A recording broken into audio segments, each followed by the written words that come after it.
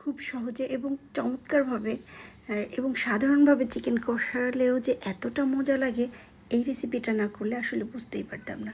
আসসালামু আলাইকুম, রুমাস recipe RS থেকে আমি রুমা চিকেন কষা নিয়ে চলে এলাম। আসলে চিকেন কষা আমাদের অনেকেরই পছন্দ, এটি খেতে কিন্তু ভীষণ ভালো লাগে।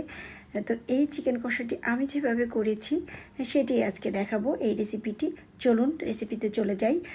তো প্রথমে আমি একটা কড়াইতে নিয়ে নিয়েছি তেলের ভিতরে আমি বেশি করে রসুন বাটা দিয়ে দেব।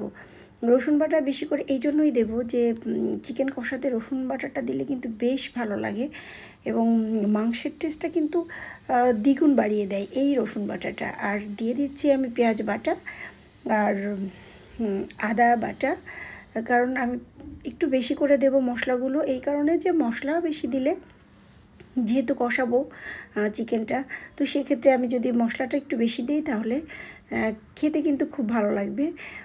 তো আমি এই মশলাগুলো দিয়ে এর ভিতর দিয়ে দিলাম আমি গরম মশলার সমস্ত গুঁড়ো, গোটা আর কি। তো দিয়ে দিচ্ছি আমি জিরের গুঁড়ো আর হলুদের গুঁড়ো দিয়ে আমি মশলাটাকে এখন ভালো করে কষিয়ে দেবো। তেজপাতাও দিয়েছি কিন্তু আমি এই সাথে। এখন আমি তেলেই কিছুক্ষণ কষাবো। যখন তেলে কষাতে কষাতে মশলাটাতে তেল ছেড়ে দেবে, দেখতেই পাচ্ছেন আমি সুন্দরভাবে কষাচ্ছি।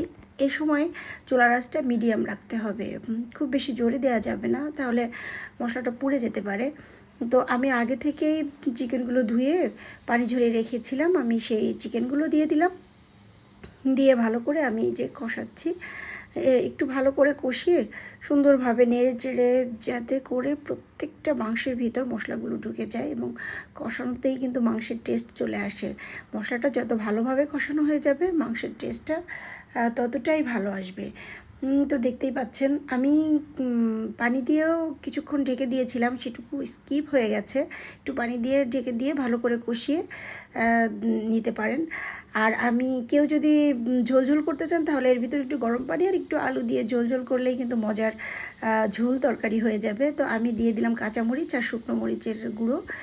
চাইলে কেউ কিন্তু শুধুমাত্র শুকনো মরিচের গুঁড়ো দিয়ে রান্না করতে পারেন, সেক্ষেত্রে কালারটা আরও সুন্দর আসবে।